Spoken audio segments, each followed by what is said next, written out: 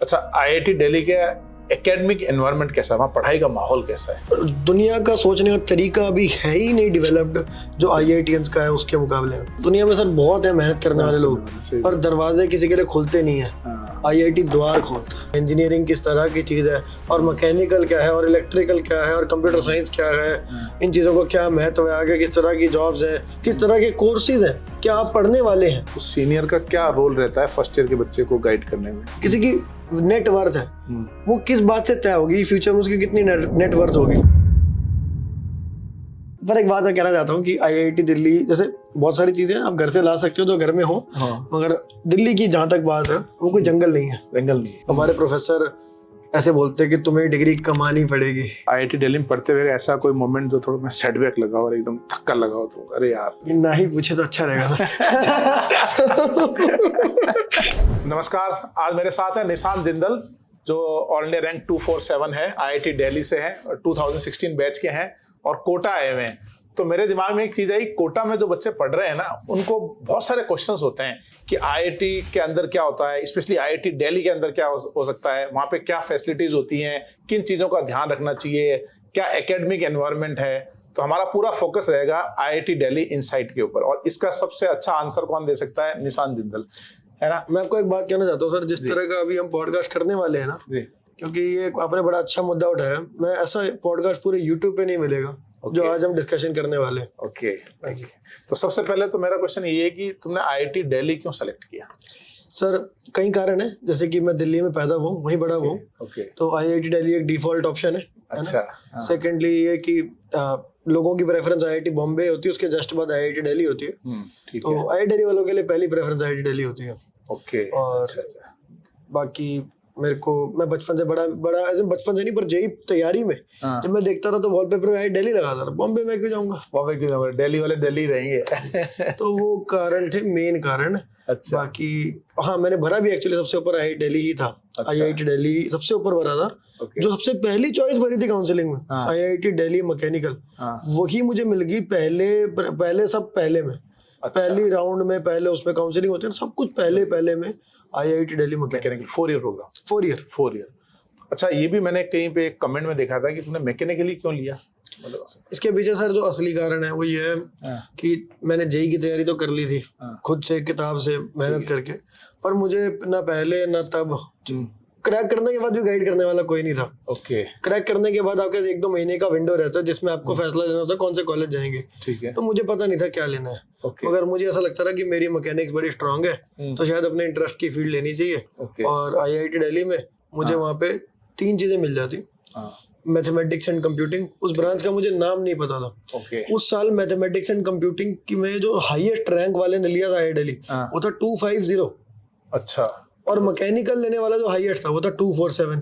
अच्छा, तुम ओपनिंग तुमने की ओपनिंग रैंकर मिला था मैकेनिकल का, और उससे ओपनर, मैकेनिकल का ओपनर मैथमेटिक्स एंड कंप्यूटिंग के ओपनर से ऊपर रैंक वाला था।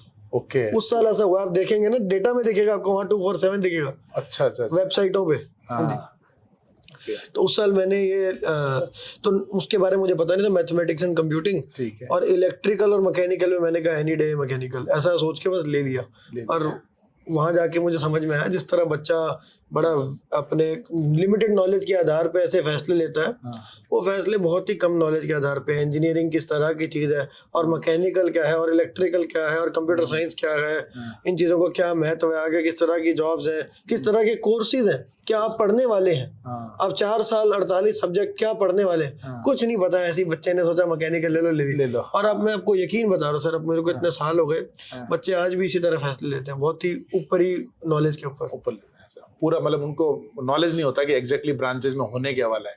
जैसे तुमने क्या बोला, मैकेनिकल में 48 सब्जेक्ट तुमने पूरे मतलब क्लियर किए उसमें, मतलब 48 एक रफ नंबर इस तरह बता रहा हूँ, 6 गुना 8, 8 सेमेस्टर, 6 सब्जेक्ट, उस तरह से बता रहा हूँ। 48 ऐसा कोई फिक्स नंबर नहीं है, हो सकता है 40 हो, आई डोंट नो। ओके, ठीक है। अच्छा, आईआईटी दिल्ली के एकेडमिक एनवायरनमेंट कैसा है, वहाँ पढ़ाई का माहौल कैसा है?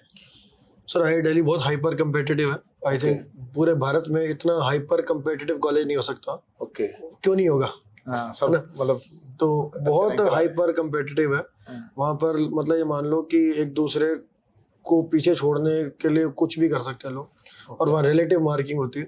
ओके। तो आपको अगर सबकी ज्यादा मार्क्स आए तो सबके कम हो जाएंगे, ऐसे। तो अच्छा। एब्सोल्यूट मार्किंग नहीं, बोर्ड का पेपर जैसा नहीं होता वहाँ पे। ओके। और बहुत मुश्किल एकेडमिक्स होते हैं। हमारे प्रोफेसर ऐसे बोलते हैं कि तुम्हें डिग्री कमानी पड़ेगी। अच्छा, मतलब जेई की भी कमाया और डिग्री भी कमानी है। मेहनत करवाऊंगा, मेहनत करवाएंगे। तो तुम्हें डिग्री कमानी पड़ेगी। अब तो फिर भी थोड़े परिवर्तन आए हैं। आईआईटी दिल्ली अब स्टार्टअप्स को ज्यादा प्रमोट करने के लिए उन्होंने अपना थोड़ा एकेडमिक सिस्टम थोड़ा रिलैक्स किया है। बहुत सारी चीजों में रिलैक्सेशन है। जैसे एक बड़ा रिलैक्सेशन यह है, जैसे सर सेमेस्टर होता है 4 महीने का होता है, ठीक है। 4 महीने की ब्रेक होती है, 4 महीने के 2 सेमेस्टर होते हैं। इस तरह पूरा साल का प्लान रहता है। ठीक है। अब ये 4 महीने हैं। क्या होता रहा, पहले महीना जैसे ही बीता, बनता तो सेमेस्टर शुरू हुआ है, थोड़ा सा सांस लेगा, एग्जाम। अच्छा, ठीक है। 20 नंबर उसकी वेटेज रहती है, जो कि 100 में से 100 मतलब टोटल 100 जो आने वाला एग्जाम। ठीक है, कोई बात नहीं, चलो एग्जाम दिए, मेहनत करी, अब सांस लेते हैं। 1 महीना बीता, एग्जाम। अच्छा, ठीक है, 20 नंबर का, ये 25 का भी होता है कई बार। ठीक है, कोई बात नहीं, अब सांस लेते हैं। अब quiz quiz quiz quiz quiz बहुत सारी क्विज, और उसके बाद फिर पूरा एंड सेमेस्टर वाला जो एग्जाम होता है। अच्छा, तो यानी कि बच्चे को सांस लेने का मौका ही नहीं मिलता। पहले मैं इस इकोसिस्टम में मैंने पढ़ाई करी है। ओके। पर अब थोड़ा चेंज आया है। अब क्या है कि 2 महीने के बाद, थोड़ा उससे पहले ही एक मिड सेमेस्टर होते हैं। पहले ये और कॉलेज में मिड सेम होते हैं। आईआईटी दिल्ली में क्या होता है ना, एक तरह से आप कह सकते हो 2 मिड सेम होते हैं। उसको कहते हैं माइनर 1, माइनर 2, फिर मेजर। अच्छा, तो 3 बार एग्जाम होकर बीच में क्विजेस बहुत सारी हो गई। ओके। तो ये बहुत ज्यादा बर्डन हो जाता था। अब क्या, एक मिड सेम है, एक एंड सेम है। ये थोड़ा रिलैक्स सिस्टम है। ओके। और आईआईटी के अंदर दूसरी, जैसे मतलब, क्योंकि हम तो ये सोचते हैं, तो यहाँ हम ऐसे सोचते हैं कि यार आईआईटी जेई क्रैक किया, अब आईआईटी दिल्ली गया या आईआईटीज में गया, वहाँ जाने के बाद थोड़ा उसको फर्स्ट ईयर में रिलैक्स किया जाता है और उसको एक्स्ट्रा करिकुलर एक्टिविटीज में लगाया जाता है। ऐसा कुछ है क्या फर्स्ट ईयर में स्पोर्ट्स से एक्स्ट्रा करिकुलर एक्टिविटीज में लगाते हैं? है तो रिलैक्स ही वो। पर जो बच्चे उसको रिलैक्स समझ रहे हैं, वो बच्चों के स्टैंडर्ड से रिलैक्स नहीं है। समझना जरा कि आपका 2nd ईयर और 3rd ईयर इतना मुश्किल होने वाला है, उसके मुकाबले काफी कम मुश्किल रखा जाता है। और बाकी चीजें आप और कैंपस से आप थोड़ा यूज टू हो जाओ, कैंपस से आप यूज टू हो जाओ, उन सब चीजों के लिए आपका थोड़ा लोड कम रहता है। पर वो ये नहीं, रिलैक्स नहीं कह सकते उसको। आज का बच्चा उसको रिलैक्स कहेगा अगर, तो बहुत उसको पछतावा होगा, क्योंकि वो रिलैक्स है नहीं। रिलैक्स अगले सालों के मुकाबले में रिलैक्स है। ओके, अच्छा अच्छा, बिल्कुल। बाकी तो एक्स्ट्रा करिक्स वगैरह सब होते ही हैं, तो वो भी बंदे बड़े अच्छे से मैनेज भी करते हैं काफी लोग। ओके। अच्छा, जो जैसे बच्चे फर्स्ट ईयर में अंदर गए ना, तो कई बार ऐसा होता है कि भाई सीनियर अगर अच्छा हो तो बहुत गाइड करता है, तो सीनियर का क्या रोल रहता है फर्स्ट ईयर के बच्चे को गाइड करने में, जिस नया बच्चा जा रहा है? बहुत सारे सीनियर्स बच्चों को, जो 2nd ईयर के सीनियर्स होते हैं, काफी कई चीजों में मदद करते हैं, क्योंकि वो नए होते हैं। तो ये तक भी कि लॉन्ड्री वाले का नंबर दे दो, ये तक भी मदद चाहिए होती है। बंदा नया है इस जगह पे, और कई जगह पे सीनियर्स बुली भी करते हैं। और कई जगह पे सीनियर, क्योंकि वो भी सर क्या है, जैसे फर्स्ट ईयर का बच्चा है, 1 साल बाद भी ऐसा कुछ उसको बहुत ज्ञान नहीं आ जाएगा, वही 2nd ईयर का बच्चा बन गया और अब फ्रेशर आया, नया बॉस बना है, बहुत नया न्यू बॉस है। तो सर वो भी कोई बहुत ज्यादा नॉलेजेबल नहीं होते 2nd ईयर के सीनियर्स। तो कई बार क्या होता है कॉलेजेस में, मैं एक चीज जो देखता हूँ ओवरऑल, जो पूरे ये वर्ल्ड वाइड है, मतलब वर्ल्ड वाइड भारत देश में तो मैं कह सकता हूँ हर जगह यही है कि लोग बस अपने सीनियर्स की कॉपी करते रहते हैं। कि मेरे सीनियर्स ये करते रहे, इस फील्ड के सीनियर ये करते हैं, हम भी ये करेंगे, हम भी। खैर कहने को तो आईआईटी दिल्ली में भी यही हो रहा है कि हम भी भाई स्टार्टअप करा सीनियर ने, तो हम भी करेंगे। अच्छा। मगर फिर भी स्टार्टअप एक इतनी रेयर फील्ड है कि आईआईटी दिल्ली में भी 1-2% ही लोग एक बैच में स्टार्टअप करते हैं। तो वो एक तरह से सीनियर्स का उसमें थोड़ा मुश्किल से मिलता है मदद जो होती है। थोड़ी मुश्किलें सहने के बाद आपको बहुत मदद मिलती है। पर उसके लिए एक तरह से आप उसके अंदर भी आप समझ लो एंट्रेंस क्रैक करना पड़ता है। अच्छा। कि आप ऐसे कोई मुंह उठा के चला जाए सीनियर के पास, एलुमनाई के पास, तो ऐसे मदद नहीं करते। अच्छा। मतलब आपको देखना चाहिए ना, बंदा कुछ सर ऐसे बातें करने वाले बकबक करने वाले बहुत लड़के होते हैं, चाहे वो आईआईटी से क्यों ना हो। सही बात है। फालतू बातें करना, कोई काम ना करना, एक्चुअल स्टार्टअप ना करना, मन गढ़ंत चीजें सोचना। बच्चे ऐसे ही पता नहीं क्या क्या बातें करते हैं, मैं ये बना लूंगा वो बना लूंगा। सही है। और आईआईटी के बच्चे भी ऐसे होते हैं। ओके। तो लेकिन असली में जब क्या होता है, अपने पेपर ही तो क्रैक किया पीसीएम का, आपका दिमाग बड़ा शार्प होगा, मगर आपको दुनियादारी का, समाज में होता है स्टार्टअप समाज में होता है। स्टार्टअप ये थोड़ा ना होता है कि भाई मैं कहीं और ही जाके स्टार्टअप कर रहा हूँ, इसी समाज में, इसी दुनिया में होता है स्टार्टअप। सही बात है। तो वो समाज से एक बच्चा थोड़ी वाकिफ है 17-18 साल का, तो जो जाके पिटता है थोड़ा मार्केट में, जो सीखता है लोगों से, कस्टमर से और क्लाइंट से, जो थोड़ा मार खाता है, उसको मैच्योरिटी आती है, तो वो उसमें दिखती है। वहां पे बंदा कोई इंटर्नशिप अच्छी करता है किसी स्टार्टअप में, उससे उसकी प्रोफाइल बनती है। अब जब वो किसी ढंग के एलुमनाई के पास जाके बोलेगा कि सर ये मैंने किया, तो वो तब वो आपकी वैल्यू करेगा और समझेगा कि हाँ यार ये बंदा मेहनत करता है, तो मैं इसकी हेल्प करता हूँ। वरना बातें करने वाले सर उन पे रोज 100 आते हैं। अच्छा, आईआईटी के अंदर मतलब ऐसा कहते हैं कि पूरा आईआईटी कैंपस पूरा एक सिटी है, तो क्या ऐसा कुछ है क्या? सब कुछ अंदर ही है, बाहर जाने का? बिल्कुल, कुछ बाहर जाने की ऐसा जरूरत नहीं पड़ती। इनफैक्ट आईआईटी दिल्ली में भी बाहर जाने की जरूरत नहीं पड़ती, पर आईआईटी दिल्ली में बाहर भी बहुत अच्छी दुनिया है। हाँ। तो बाकी आईआईटीज हैं जैसे कानपुर वगैरह, ये सब खड़गपुर वगैरह, ये सब उतनी जबरदस्त लोकेशन नहीं है। लोकेशन ये तो है ना। तो दिल्ली में तो बाहर भी बहुत अच्छा है, मगर अंदर ही पूरा जहान है।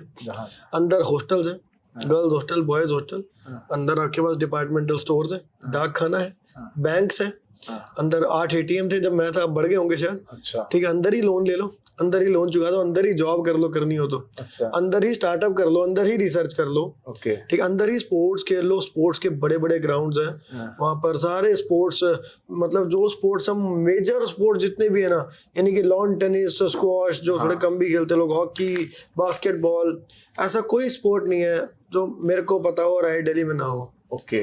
तो और बाकी म्यूजिक, उसका सारा इक्विपमेंट, और भी जो भी कला और ये सब होती चीजें, इनकी आपको तकरीबन सारी चीजों की वहाँ पे फैसिलिटीज, और कहीं ना कहीं कोई ना कोई क्लास चल रही होती है। किसी को टाइकोंडो करना है, वहाँ की भी कोई क्लास चल रही होंगी, तो वो चलती है, अलग वे में चलती रहती है। क्योंकि वहाँ पर सर आप सोचो ना, आईआईटी दिल्ली की जहाँ तक बात है, 300 एकड़ की जगह में 10,000 12,000 लोग रह रहे हैं। वो तो शहर है, वो तो शहर है ना। अब वहाँ पे सारी सुविधाएं हैं, वहाँ पे आईआईटी मंडी लगती है। अब मैं एक चीज सोच रहा हूँ, आईआईटी मंडी तो आईआईटी है आईआईटी समझ ना, पर मैं उसे देख के मेरे मन में आया कि हाँ आईआईटी मंडी, लेकिन वो आईआईटी मंडी, अंदर मंडी लगी हुई है, वहाँ पे सब्जियां मिलती हैं, वहाँ पे ही मंदिर है, सब कुछ है। मैं कह रहा हूँ ऐसी कोई चीज नहीं है जो एक समाज को जरूरत है। अब वहाँ हॉस्पिटल है, वहाँ मेडिकल स्टोर है, ठीक है, हर हॉस्टल के अंदर भी एक जनरल स्टोर है, और एक बड़े जनरल स्टोर्स अलग है, डिपार्टमेंटल स्टोर्स। वहाँ पे कपड़े सिलवा भी सकते हो, दाढ़ी बनवा सकते हो, वहाँ पे सब कुछ है। सबको ऐसा कुछ नहीं है जो एक समाज की जरूरत है। तो शादी करवा सकते हो, मंडप है वहाँ। अच्छा, मंडप भी है क्या? सब है सर वहाँ पे, सब कुछ है। ये तो पहली बार सुन रहा हूँ। 10,000 लोग जहाँ रहेंगे। अच्छा, स्टाफ वगैरह, क्वार्टर वगैरह, स्टाफ के लोग भी रहते हैं ना, हर चीज, सब कुछ है वहाँ। तो मतलब बंदा कॉलेज भी कर सकता है, जॉब भी कर सकता है, और मोस्ट इम्पोर्टेंट शादी भी अंदर ही कर सकता है। शादी भी अंदर ही, सारी फैसिलिटी। लड़की बाहर से आएगी, लड़कियां अंदर की भी हो सकती है, उनका जो भी बहुत कम है लड़कियां। अच्छा, गर्ल्स रेशियो काफी कितना रहता है? तो फिर भी बढ़ाया गया है बहुत सारा, सुपर न्यूमरेसी सीट्स वगैरह देकर। जब मैं पढ़ा करता था तो 8 से 9% एक बैच में लड़कियां होती थी, जो कि एक बहुत कम संख्या है। और आजकल में जो सुपर न्यूमरेसी कोटा है लड़कियों का, उसके बाद मेरे ख्याल 1400 लोगों का बैच होता है, जिसमें 350 लड़कियां होती है, जो कि 25% है तकरीबन। ओके। जो कि बहुत बड़ा जंप है। काफी गर्ल्स मतलब बढ़ गई है। यस। ओके। अच्छा, एक आईआईटी दिल्ली में स्पेशली जब मैं फिटजी में पढ़ाता था, तो मैं एक दो बार कैंपस में गया, तो मैंने देखा कि वहाँ पे ऐसा कुछ है क्या कि मेरे को आईएएस की तैयारी करनी है तो IIT Delhi is the best place. वो पास में जीएस राय भी है, वो एक मैंने देखा आईआईटी दिल्ली के अंदर रास्ता बना हुआ था सीधा अंदर से। मेरा हॉस्टल जीएस राय के बगल में था। अच्छा, बगल में था। तो आई टेल यू दिस कि यूपीएससी करने वाले जो एस्पिरेंट्स होते हैं, वो देश भर से, आप बताओ अगर आपको किसी को कहना है बेस्ट जगह कौन सी यूपीएससी प्रेप करने की जगह, कोई भी हो, कहीं का भी हो, तो आप क्या बोलोगे, कौन सा शहर जाए? दिल्ली बोलेंगे ना। राजेंद्र नगर जाओ। तो दिल्ली एक यूपीएससी प्रेप का हब है। ओके। अब आईआईटी की जो तैयारी कर रहे हैं बच्चे, वो भी कई सारे यूपीएससी आगे करना चाहते हैं। इनफैक्ट मेरे बहुत सारे दोस्त यूपीएससी की तैयारी करते भी हैं कहीं, और कई अफसर हैं बड़े बड़े। अच्छा। वो भी आईआईटी दिल्ली की वजह से, मेरे इतने दोस्त ही अफसर है, तो वो भी एक नेटवर्क मिल गया। वरना सर मेरे जैसी मतलब मिडिल क्लास बैकग्राउंड से आने वाले बंदे का ये नेटवर्क कैसे हो सकता था? सही बात है। तो पर पॉइंट यहाँ पे ये था कि आईएएस की तैयारी करने वाले लोग अगर आईआईटी की भी तैयारी कर रहे हैं, तो वो दिल्ली को प्रेफर करेंगे नेचुरली, बिकॉज दिल्ली यूपीएससी का शहर है। ओके। तो इसलिए मतलब थोड़ा यूपीएससी की तरफ जिनका ज्यादा रुझान रहता है, वो दिल्ली जाना प्रेफर करते हैं। बिल्कुल। बहुत लोग वहाँ जाते भी हैं, और राजेंद्र नगर जाके वो कोचिंग भी लेते हैं बहुत लोग। ओके। इनफैक्ट मैंने भी 2 महीना कोचिंग लिया। अच्छा, तुमने भी कोचिंग लिया है? तो छोड़ दी। क्योंकि अभी मेरे साथ उधर तलनीन में, एस्टोनिया में आयरनमैन जब मैं कर रहा था, तो 2 आईआईटीएन बंदे थे। मैं ऐसे जानता नहीं था, बाद में मैंने उनके बारे में न्यूज में पढ़ा कि वो दोनों आईएएस हैं, दोनों आईआईटीएन हैं, नोएडा साइड में आईएएस लगे हैं, और दोनों वो पहले आईआईटीएन भी साथ में थे, फिर आईएएस भी बन गए, और आयरनमैन भी साथ में है। तो बहुत बड़ी बात। बहुत बड़ी बात है ये। अच्छा, आईआईटी दिल्ली के अंदर का कोई एक्सपीरियंस बताओ, मतलब तुम्हें लगा हो कि यार मजा आ गया, मतलब एकदम गेम तुम्हारा सोचने का तरीका बदल गया हो, या लाइफ टाइम तुमने कुछ चीजें अलग तरीके से सोचना स्टार्ट किया हो जो बहुत पॉजिटिव इम्पैक्टफुल रहा तुम्हारे ऊपर? मैं सर ये कह सकता हूँ कि आज सोशल मीडिया के ज़माने में कई बार ऑडियंस ये सुनना चाहती है कि एक ऐसा इवेंट हो जिसने ज़िंदगी बदल दी हो, और ऐसे ही कई बार बनाई भी जाती है वीडियोस। मगर मैंने एक चीज़ जो देखी है कि आईआईटी में बहुत सारे ऐसे अथाह पल है, अनगिनत पल है जिन्होंने मेरी ज़िंदगी बदली। बल्कि जो मैं उससे पहले था और आईआईटी जाने से पहले मैं एक मतलब एक नॉर्मल फैमिली का, एक दिल्ली के एक एवरेज एरिया का बंदा था बस। इसका सोचने का तरीका ही बिल्डअप नहीं था। मैं कह सकता हूँ ऑल्दो ये लगेगा कि मैं कॉन्डेसेंडिंग हो रहा हूँ, औरों को शायद छोटा दिखा रहा हूँ, मगर मैं फिर भी ये बात कहूँगा कि दुनिया का सोचने का तरीका अभी है ही नहीं डेवलप्ड जो आईआईटीएंस का है उसके मुकाबले में। ठीक है, वो चीज़ सोचना कैसे है, लॉजिक क्या होता है, लोगों को लगता है जो मुझे फील हो रहा है सही वो लॉजिक है, मगर आईआईटी आपको वो सिखाता है कि लॉजिक होता क्या है, या सोचना कैसे होता है, डिसीजन मेकिंग कैसे होती है चीज़ों को। सर जो आपको पता है, जो जेई के अंदर ना हम फिजिक्स पढ़ते हैं, फिजिक्स में अभी हम निंजा सर का क्वेश्चन कर रहे थे, उसमें एक्स एक्सिस और वाई एक्सिस, ठीक है, मोशन को अलग अलग एनालाइज करते हैं। अच्छा, एक्स एक्सिस का मोशन वाई एक्सिस से प्रभावित नहीं होगा, ओके, और वाई का एक्स से प्रभावित नहीं होगा। ये बात हमने कॉन्सेप्ट के तौर पे पढ़ ली। ऐसी दुनिया में बहुत सारी चीजें को अलग अलग डायमेंशन पे एनालाइज किया जाता है कि कोई चीज इस मतलब कोई एक मान लो कोई भी एक चीज जैसे कि सैलरी है, किसी की नेट वर्थ है, वो किस बात से तय होगी, फ्यूचर में उसकी कितनी नेट वर्थ होगी। तो हम उसमें देखेंगे कि भाई अलग अलग डायमेंशन के अलॉन्ग देखेंगे, उसमें जज्बात नहीं लाएंगे, लॉजिक से देखेंगे हर चीज, लॉजिक से। और वो चीजें जो लॉजिक बताते हैं कई बार लोगों को ऑफेंड कर देती हैं, कई बार लोगों को दिखाती है नहीं ये क्या बोल दिया आपने, ये सच नहीं है। सच आपकी परवाह थोड़ी ना करते। सही बात है। तो वो आईआईटी ने सिखाया। और अब देखो आईआईटी दिल्ली के खासकर लोग बहुत ज्यादा मतलब बहुत ज्यादा लॉजिकल होते हैं, कि कल्चर है दिल्ली में। आप कभी देखना अश्नीर रोवर को, he talks very logically, although कई बार लोगों को पसंद नहीं आता, वो एक अलग मैटर है। ऐसे एक आचार्य प्रशांत है, वो भी आईआईटी दिल्ली के, वो भी काफी हद तक लॉजिकली एक बुद्धिजीवी की तरह बात करते हैं। इंटेलेक्चुअल बुद्धिजीवी वर्ड गलत वर्ड की तरह दिखाया था। अच्छा, बुद्धिजीवी तो अच्छा होना चाहिए, सही बात है ना, थिंकर। तो उस तरह वो है, मतलब कि ये सिखाता है दिल्ली। तो पल पल जो हमने अपने सीनियर से इंटरेक्ट किया, जो एलुमनाई से इंटरेक्ट किया, वो सर इतने बड़े बड़े पोस्ट पे हैं, वो कैसा सोचते होंगे। अब हम उनकी सोच हमने इनहेरिट करी। तो इसको मैं ऐसे समझूं कि यार जैसे एक आम आदमी को, आम बच्चे को या आम आदमी को बड़े थिंकर के साथ बैठने का मौका जो नहीं मिलता है, वो आईआईटी के अंदर मिलता है। बिल्कुल मिलता है, बिल्कुल है ना। आईआईटी के अंदर तो वो तुम जैसे बोलते हो समाज है, वो तुम्हारा आईआईटी ने एक समाज बन गया पूरा, और वो इक्वल है सब, बिल्कुल। तो आपको फेयरली वो ट्रीट करता है क्योंकि उसका वो कनेक्शन है आईआईटी वाला, है ना। Yes, to a great extent, yes. अच्छा, एक आम बच्चे को आईआईटी में जाने का क्या फायदा होता है?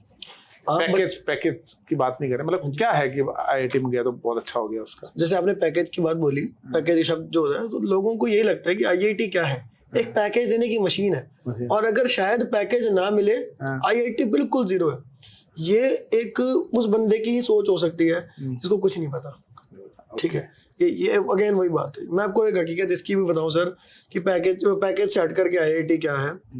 दुनिया में कामयाबी जो है ना, वो लोगों को लगता है सोशल मीडिया पे देख के कि कामयाबी बड़ी आसान है। दुनिया में सर बहुत है मेहनत करने वाले लोग, पर दरवाजे किसी के लिए खुलते नहीं है।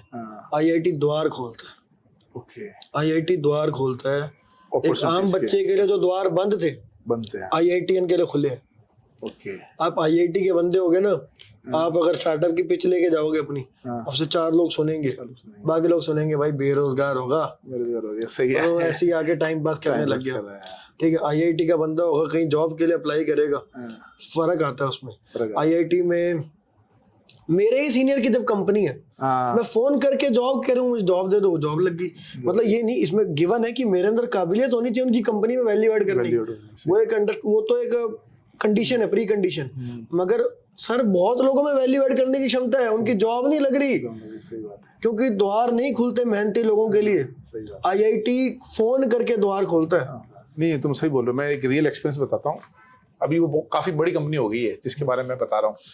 तो आईआईटी रुड़की के बच्चे हैं वो, तो एक रुड़की कंप्यूटर साइंस में अपने यहाँ का बच्चा था, तो उसने फ़ोन किया मुझे, बोला सर इन्होंने एक स्टार्टअप किया है, इसका है ना बच्चों से रिलेटेड फाइनेंस का स्टार्टअप था, तो इनका है ना डेमो करवाना है, ठीक है। मैंने कहा ठीक है कर देंगे। तो वो 3 बच्चे आए, ठीक है, यहाँ कोटा आए और फाइनेंस के लिए उन्होंने, ये कोरोना के जस्ट पहले की बात है, तो उस समय डेमो वगैरह किया, बच्चों को फीडबैक वगैरह लिया। तो ऐसे ही मैं बात करने लगा उनसे, बात करते करते वो जान लगे। मैंने कहा यार तुम्हारे फंडिंग हो चुकी है क्या? बोला कि हाँ सर हमारी तो फंडिंग मतलब शुरू के राउंड हो चुके हैं। मैंने कैसे हुए? तो उन्होंने मुझे एक बंदे से बात कराई जो यूएस में था, जो उन्हीं का एलुमनी नेटवर्क था।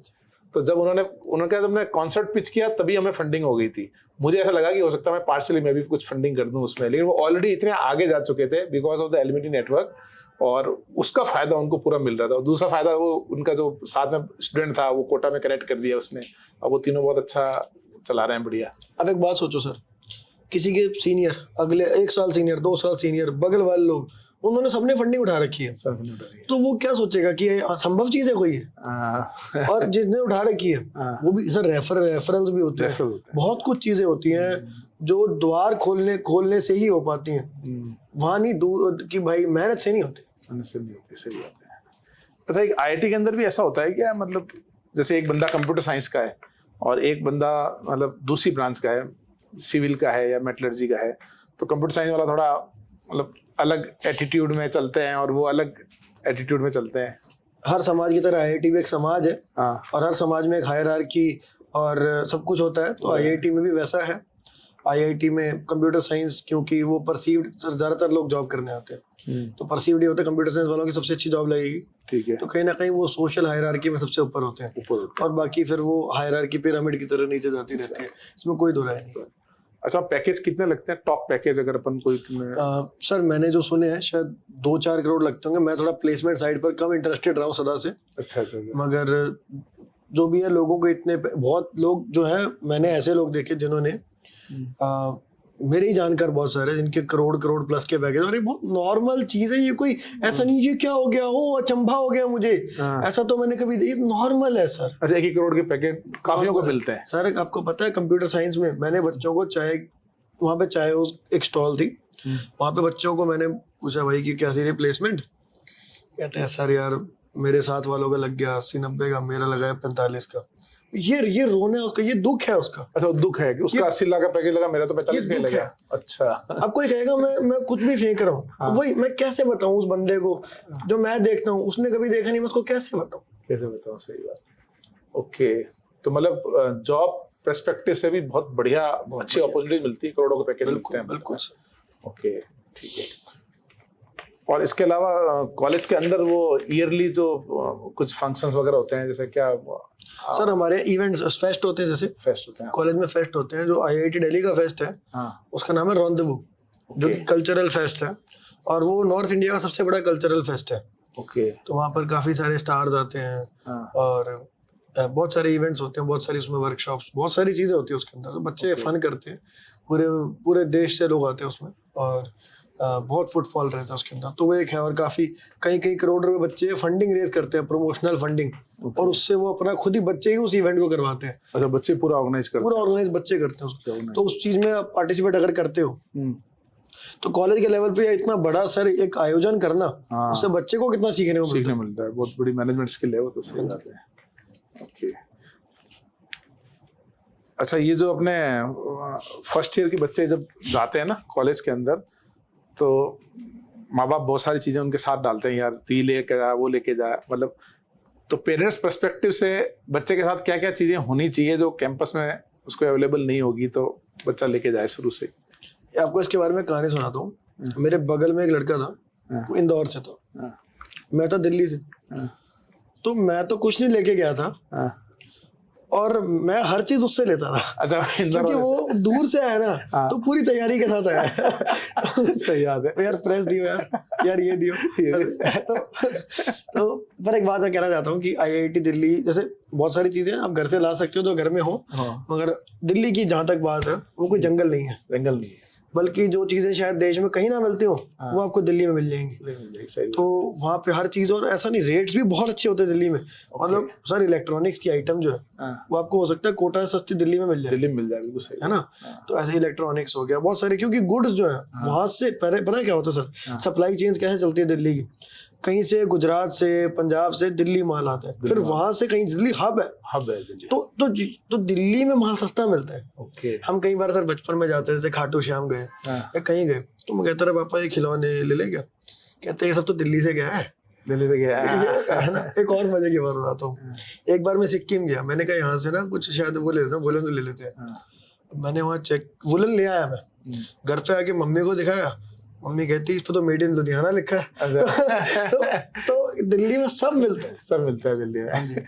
तो IIT दिल्ली में ये भी फायदा है कि भाई आपको बाकी चीजें भी बहुत आराम से मिल जाएगी, सब कुछ मिलता है, कोई जंगल में नहीं है IIT, कोई जंगल थोड़ी ना है पूरा। बल्कि बाजार, जब नए बच्चे आते हैं तो बाजार लगता है वहाँ पे कि ले लो साइकिल, ले लो बाल्टियां, ले लो, वहाँ बाजार लगता है नए बच्चों के। लोन का बाजार लगता है सर। मैंने प्राइवेट कॉलेज वालों को देखा है, कंपनियां उनको, बैंक उनको लोन नहीं देते, NBFC कंपनीज उनको महंगे लोन देती हैं, और ये भी उनके पीछे लगे रहते हैं, उनके पापा की प्रोफाइल ये वो। और IIT के लिए बैंक कहता है हमसे लोन ले लो, हमसे लोन ले लो, 2 बैंक 4 बैंक आपके पास आके कहते हैं हमसे लोन ले लो।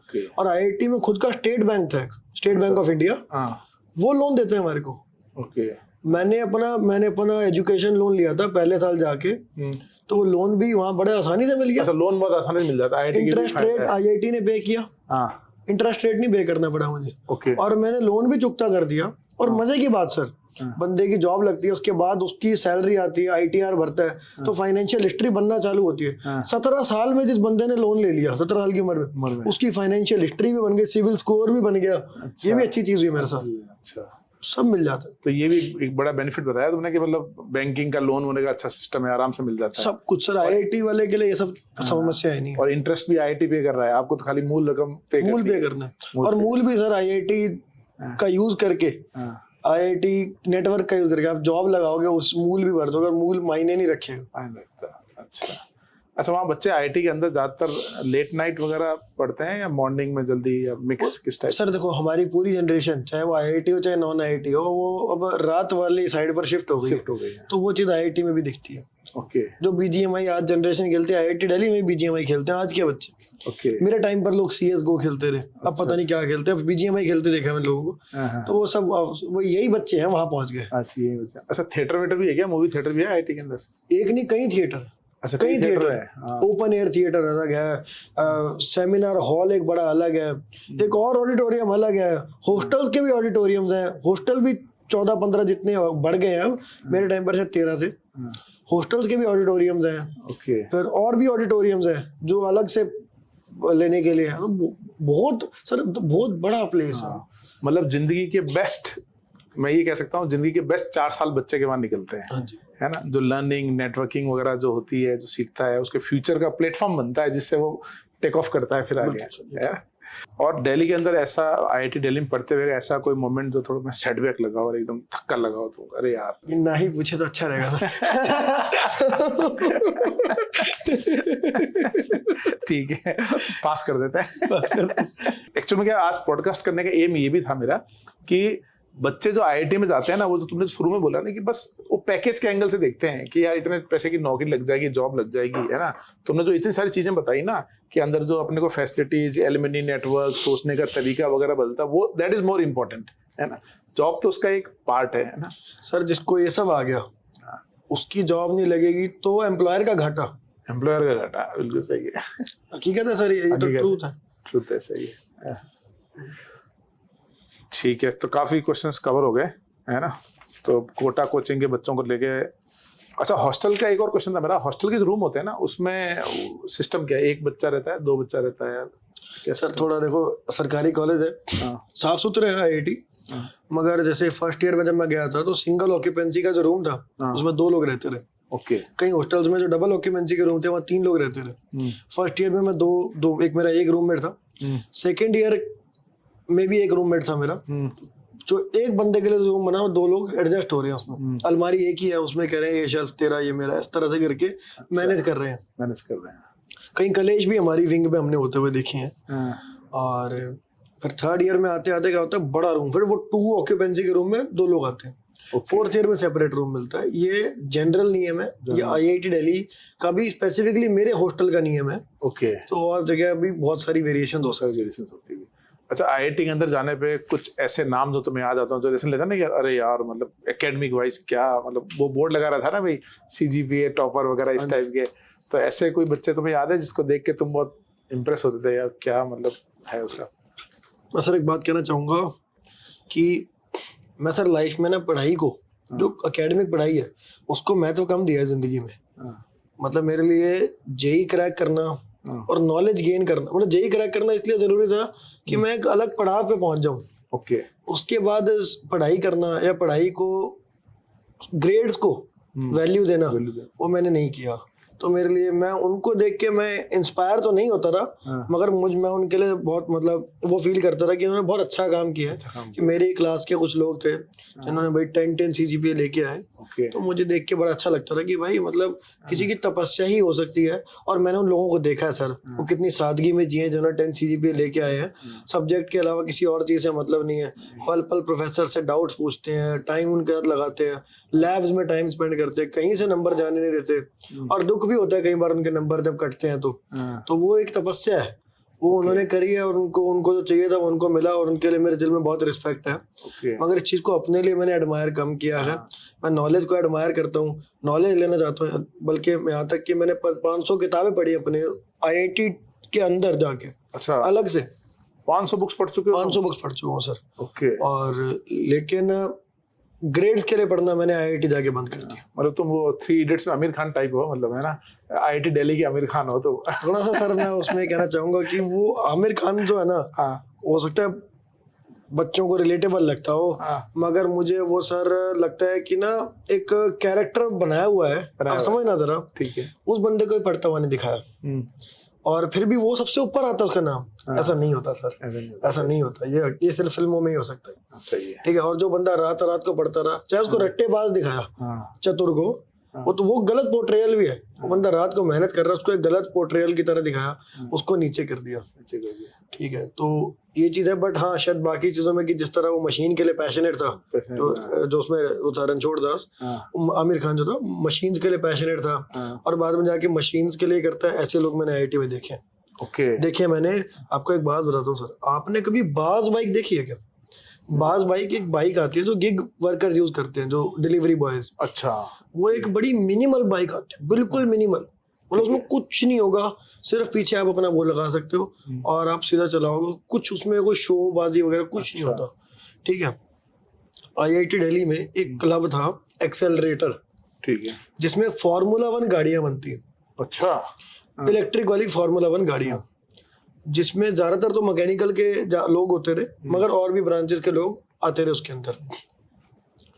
वो जैसे आप जर्मनी जाते हो, वो भी जर्मनी भारत को रिप्रेजेंट करने जाते थे, और इन पे काफी कम फंड्स होते थे, मगर फिर भी ये बहुत अच्छा, वहाँ पे जो भी कर पाते थे अच्छी अचीवमेंट करते थे। ठीक है। पर मुझे लगता था कि यार ये लोग तपस्या और मेहनत तो बहुत करते हैं, और उनके ग्रेड्स भी सफर करते रहे इस वजह से, क्योंकि वो Formula 1 कार बनाना, वो सब चीजें बनाना, उसमें बहुत मेहनत लगती थी। तो वो सफर भी करती थी बहुत चीजें उनकी। कई बार रात को वहीं लैब में सो गए, वर्कशॉप में सो गए, गाड़ी के बगल में बिस्तर बिछा के सो गए। तो ऐसे बहुत मैंने देखा उनकी वो, और मुझे लगता था काश इनके लिए दुनिया फेयर होती। मगर जब आगे जाके उनमें से कई लोगों ने मिल करके एक बाइक बनाई, इलेक्ट्रिक व्हीकल, बाज बाइक, पूरी साउथ दिल्ली, स्टार्टिंग में पूरी साउथ दिल्ली थी, आज मुझे गुड़गांव और पूरी दिल्ली में उनकी बाइक चप्पे चप्पे पे दिखती है, बाज बाइक। बाज बाइक। अच्छा, ये IIT दिल्ली के बच्चों का इनोवेशन है पूरा? हाँ जी, उनका इनोवेशन है इलेक्ट्रिक व्हीकल का। तो ये भी है कि ऐसे ये रेंचो जैसे लोग मैं कहूँगा, जिन्होंने अपनी टेक्निकल नॉलेज को, इंजीनियरिंग को IIT में बड़ा किया और उसको कमर्शियलाइज भी किया और अपने लिए पैसा बनाया। सही बात। तो ये मुझे बहुत, मतलब मेरे लिए बहुत, वो मुझे लगे कि यार ये काम है। अच्छा, उसका इम्पैक्ट तुमने बिल्कुल कॉलेज से लेकर सिटी के अंदर पूरा होते हुए देखा है? देखा सर, आंखों से देखा। हम देखते हैं सर, हम आम देखते हैं। मैं कहता भी हूँ कि मेरी टीम को दिखाता हूँ, ये मेरे बैचमेट्स ने बनाई है, दिखाता हूँ मैं उनको। अच्छा, नहीं बहुत बढ़िया IIT दिल्ली का इंसाइट मिला है ना। तो काफी यूजफुल रहा। और लास्ट वाली बात तो बहुत ज़बरदस्त बताई तुमने कि बच्चे इतने मेहनत करके फिर कॉमर्शलाइजेशन भी कर लेते हैं। एक लास्ट सवाल है मेरा, आज से 5 साल बाद निशांत जिंदल अपने आप को कहाँ देखना चाहता है? सर मैं मतलब एक्सप्लोर करना चाहता हूँ अपना, जो चीज़ें मैं कर रहा हूँ, जो मैं काम करता हूँ, जो मेरी स्किल्स हैं उनमें और बेहतर बनना चाहता हूँ। और बाकी अपॉर्चुनिटीज़ हैं वो आती जाती रहती हैं। मैं एजुकेशन की फील्ड में कुछ करना चाहता हूँ और या फिर स्टार्टअप की फील्ड में, इन चीज़ों में मैं जुड़ा भी हुआ बहुत सारी चीज़, बहुत सारे लोगों से भी, और काम भी करता हूँ। मेरे एक दोस्त की कंपनी है, मेरे बिल्कुल क्लासमेट की एक कंपनी है जो कि वुमेन के ब्यूटी प्रोडक्ट्स बनाती है। सोचो IIT दिल्ली का लड़का और वो मेरे साथ का, जो मेरे साथ पढ़ा हुआ, कहाँ वो लड़कियों के कॉस्मेटिक्स बना रहा है। और अब यकीन मानोगे सर, उसकी, चलो कंटिन्यू रखे ना, उसकी कंपनी का सालाना टर्नओवर 300 करोड़ रुपीस है। अच्छा, 300 करोड़ का टर्नओवर है उसका? मेरे क्लास का लड़का है वो। ठीक है, मैंने भी उसके साथ बहुत काम किया, उसी की कंपनी में बहुत सारी ब्रांडिंग और बहुत सारी चीजों को लेकर के मैंने बहुत काम किया उसके साथ। अच्छा। तो इस तरह से क्या होता है, हमारे दोस्त ऐसे होते हैं, कल को हो सकता है मैं उसी के साथ एक कंपनी बना दूं। तो ऐसे ऐसे और भी दोस्त हैं, मगर ये कि अपॉर्चुनिटीज आती जाती रहती हैं, हम अपना काम बखूबी करते हैं और अच्छी चीज सीखता रहता हूँ। मैं आए दिन चीजें सीखता हूँ। मैं एज अ ह्यूमन अपने आप को और ज़रा क्या बेहतर बना सकता हूँ वो मैं देखता रहता हूँ। जैसे आप भी अगर मुझे कभी देखोगे ना सर, आप नोटिस करना, मैं जब भी आपका नेक्स्ट विजिट करता हूँ ना, चेंज होके आता हूँ। चेंज हो गया, बिल्कुल सही है। एक नया कॉन्सेप्ट और नए मतलब नया रूप होता है, बोलते हैं ना, नया जन्म होता है। नया जन्म होता है। चलो, बहुत अच्छा लगा निशांत, तुमने बहुत टाइम दिया और आज अपना पूरा IIT दिल्ली का इनसाइट मिला। ऐसा इनसाइट बच्चों को यूट्यूब पे कहीं नहीं मिलेगा। और सबसे इम्पोर्टेंट कि ऑनेस्टली, और उससे भी इम्पोर्टेंट जो IIT दिल्ली में जिसने 4 साल निकाले हैं अच्छी रैंक के साथ, 247 के साथ, वो फीडबैक दे रहा है। तो IIT दिल्ली जाने वाले बच्चों के लिए बहुत यूजफुल रहेगा। और निशांत का बहुत बहुत धन्यवाद। आगे भी और भी पॉडकास्ट करने हैं, ज्ञान का खजाना है ये, तो है ना, अभी तो थोड़ा सा लिया है, और भी ज्ञान लेना है। तो बच्चों, इस पर कमेंट जरूर करना कि आपको ये कैसा लगा, और निशांत भैया से आगे आपको किस टॉपिक पे और पॉडकास्ट करना चाहिए वो भी आप सजेस्ट करना। Thank you.